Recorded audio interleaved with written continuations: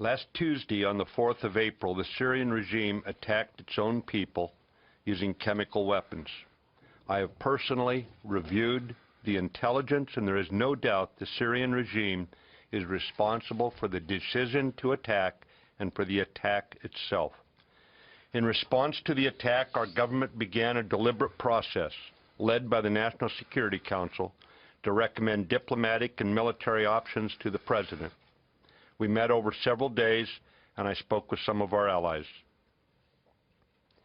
The National Security Council considered the near century-old international prohibition against the use of chemical weapons, the Syrian regime's repeated violations of that international law, and the inexplicably ruthless murders the regime had committed. We determined that a measured military response could best deter the regime from doing this again. As always, we examined how best to avoid civilian casualties in the execution of the strike, and our actions were successful.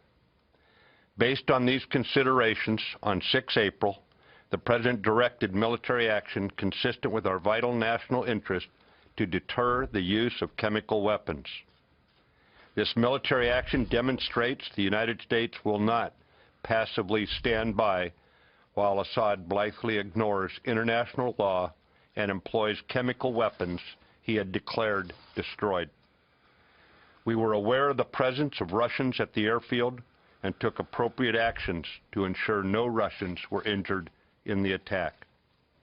Our military policy in Syria has not changed. Our priority remains the defeat of ISIS. ISIS represents a clear and present danger, an immediate threat to Europe, and ultimately a threat to the United States homeland. In closing, the Syrian regime should think long and hard before it again acts so recklessly in violation of international law against the use of chemical weapons.